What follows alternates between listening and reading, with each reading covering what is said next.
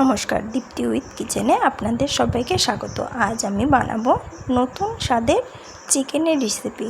এখানে আমি নিয়েছি কিছু গোটা মশলা, নিয়েছি জিরে, ধনে, মৌরি আর দুটো শুকনো লঙ্কা। ভালো মতো আমি একটু লালচে করে ভেজে নেব। মশলাটা ভালো করে ভেজে নিলাম, এবার তুলে রাখছি। এদিকে কড়াই গরম হয়ে গেছে, আমি পরিমাণ মতো সরষের তেল দিয়ে দিলাম। সরষের তেলটা ভালো মতো গরম করে নেব।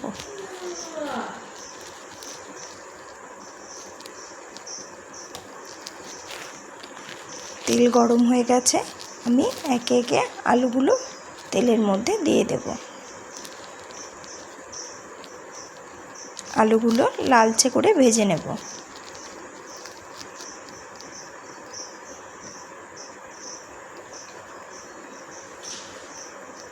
আলু লালচে করে ভাজা হয়ে গেছে, এবার আমি একে একে আলুগুলোকে তুলে নেব।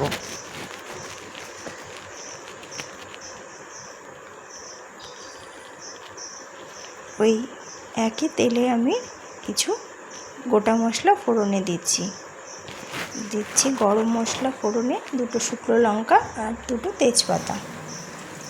আমি পেঁয়াজ কুচি দিয়ে দিয়েছি, পেঁয়াজ কুচিটা লাল লাল করে ভেজে নেব। পেঁয়াজ কুচি লাল লাল করে ভাজা হয়ে গেছে, এর মধ্যে আমি দিয়ে দিচ্ছি পেঁয়াজ বাটা।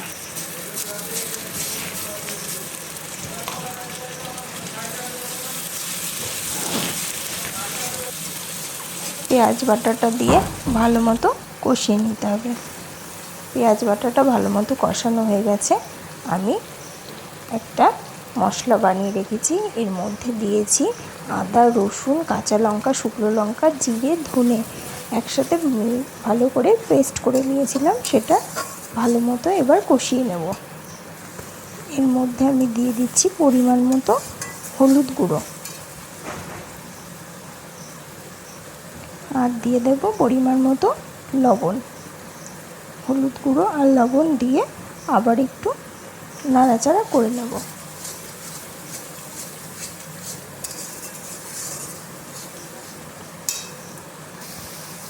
মশলাটা কষানো হয়ে গেছে, টক দই আর কাজু বাদামের পেস্টটা আমি মশলার মধ্যে দিয়ে দিলাম, দিয়ে ভালো মতো কষিয়ে নেব। এর মধ্যে আমি 4-5টা গোটা রসুন নিয়েছি, সেটা দিয়ে দিলাম, আর একটা টমেটো কেটে রেখেছিলাম সেটাও দিয়ে দিলাম। এবার ভালো মতো মশলার সাথে কষিয়ে নিতে হবে।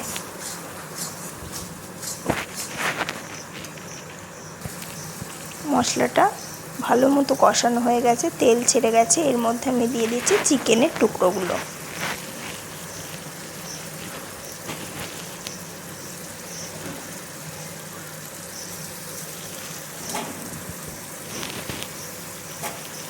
চিকেনের সাথে মশলাটা ভালো মতো মিশিয়ে নিতে হবে।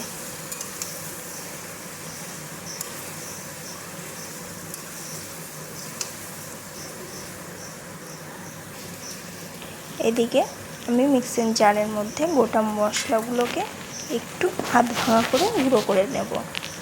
মাংসটা ভালো মতো কষানো প্রায় হয়ে এসেছে, এর মধ্যে আমি দিয়ে দিচ্ছি ভেজে রাখা গুঁড়ো করা মশলা আর আলু।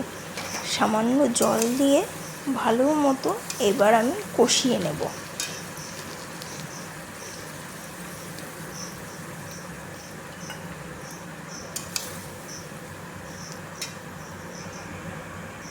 ঢাকা দিয়ে দিয়ে কষিয়ে নেব।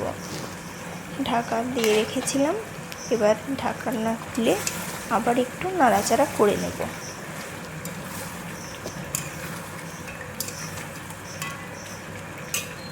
আবার দেখুন কতটা কষানো হয়ে গেছে, তেল ছেড়ে গেছে মাংসের গা থেকে। এর মধ্যে আমি দিয়ে দেব গরম জল, আগে থাকতে আমি করে রেখেছিলাম সেই গরম জলটা।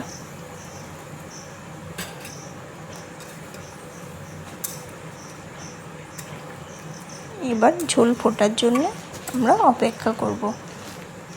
ঝোলটা ভালো মতো ফুটে গেছে, এর মধ্যে আমি দিয়ে দেব পরিমাণ মতো গরম মশলার গুঁড়ো।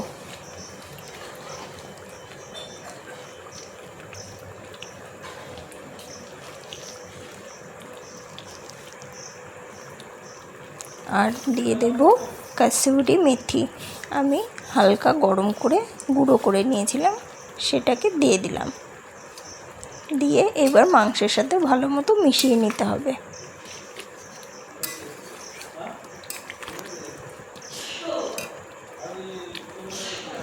আর সেই মশলার গুঁড়োটা মাংসের মধ্যে দিয়ে দিলাম।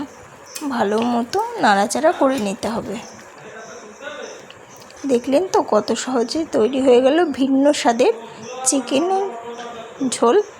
ভালো লাগলে লাইক, কমেন্ট, শেয়ার করবেন। ধন্যবাদ।